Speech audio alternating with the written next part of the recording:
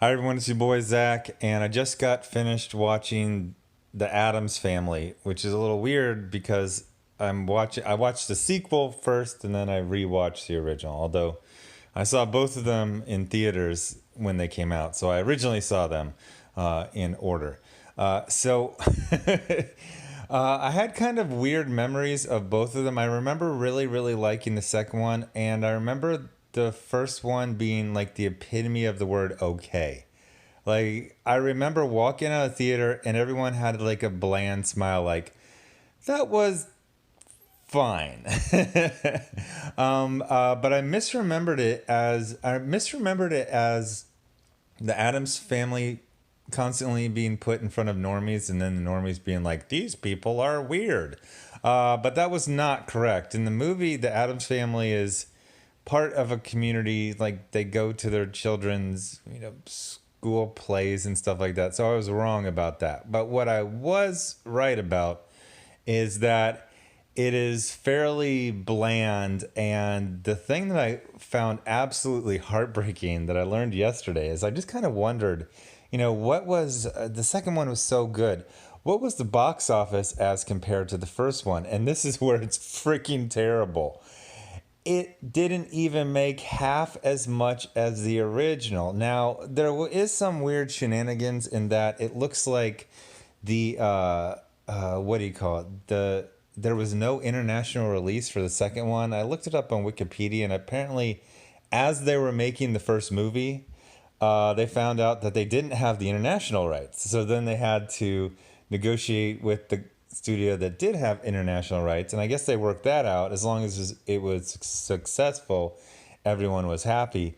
But then when the second one underperformed, I think they just canceled. As far as I can tell, if you're an international watcher, viewer, backer, wait, not a backer, subscriber, whatever, and you remember 1993, or maybe international would have been early 1994, did Adam's Family Values come out in your territory or not? Or did it just go straight to VHS? So, anyway, like I said, go check out Adam's Family Values review from a couple days ago. I absolutely loved it. I loved it back then. I loved it this time.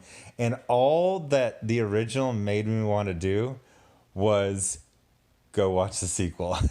So, the one thing I do have to give props for is that this is not an origin story of the Addams family. Usually, when they bring back a property, and the Addams family had kind of been dormant for like 20 years, they get really basic, and like, it would have been like the story of how Gomez met Morticia, and Morticia would have been from like a normie family, and she was the odd one, and and then they wouldn't have gone on a road trip, and then they would have met like Lurch and wait, it's Lurch, right? It's Lurch from Adam's Family, and then the other, oh yeah, it's Lurch. They would have met all the other characters and formed a family. Like, oh, they're not really blood relatives; they're a family of weirdos. Like that, back then they would have done something like that. And there's no origin. They just assume you know what the Addams family is, from the sitcom in the 60s. And they actually have like a actual plot. There's a plot to steal the Addams family fortune. There's what appears to be an imposter who turns out to be the real Fester, and they stick with the plot. Apparently, this was originally written for Tim Burton, and then he had to do whatever the hell. What did he make in 1993? Was that Batman? No, Batman Returns is like 92, right? Whatever he was making, Nightmare Before Christmas or whatever. Oh wait, that was directed by the other guy. Whatever, Tim Selleck. Whatever, he was busy. Maybe just the script was kind of lackluster. I was so like disappointed in the script. I looked up who the screenwriter was, and I think her name is Catherine Jones, and she wrote a lot of good stuff. I think it was just, this was just kind of, this is 100 minutes, but it's a long 100 minutes. I like the second one, which was written by Paul Rudnick, who is a playwright. It was a lot more fun. It was a lot more funny. Even the cinematography, and in the second one, they do a completely different lighting scheme on Morticia. like she's in shadow, but there's just like a spotlight on her eyes. And it's a very, very unique setup, and they do it in every single shot with her. Even if she's with other people, they'll be lit normally, but somehow they do the different lighting on her right next to him. But yeah, it was just very normy, very basic. All the gags were better in the second one. All the characterizations. They have this grandmama, and she's just like nothing. They get Carol Kane, who's a huge. I'm a huge fan of her, so they get her for the second one, even though she doesn't do much. Also, their grandmama makeup on Carol Kane, who wouldn't have been that old back then. I think she probably would have been like mid 40s. Like you don't even recognize it's Carol Kane. They don't give her a lot of lines, and then like the makeup is so heavy she can't make her classic faces. Um, but yeah, I don't have much to say about this. It's the epitome of okay. So one of the reasons, I was on my other channel. I was like, why did the second one do half as good? You know, why did it make half as much when it was twice as good? And they brought up, the theory of the sequel, pays the price for the original. That's why a lot of times when things are just kind of like, John Wick 1 does okay-ish and John Wick 2 does way better. And it did way better because John Wick 1 was really good and people kind of slept on it and they saw it on DVD or they saw it on cable or something like that. So I think the eternal, basicness of the first one, 2 years later, they're just like, does MC Hammer have a song in this? Yeah, I'll miss it. So I think there was kind of no hope for the second one, with the first one being so incredibly bland. If I remember correctly, they were even talking about a sequel like as soon as that one did good. And I was just like, no, I could barely finish this one. I don't want a sequel. Are you crazy? But besides that, it was jogging my memory because this movie is so boring. It's making me yawn talking about it. I just woke up from 8 hours of sleep. Um, uh, I couldn't finish it last night, so I woke up and finished it. But this was back in the day when they first started doing like product placements, but they did them like really unartfully. Like they were just like cousin It pulls up in this little weird car, and then he's bumping like the MC Hammer song for the movie. You're like, okay. But then later they're out in a regular hotel, and Wednesday and Pugsley are doing like this weird lemonade stand, but it has potions.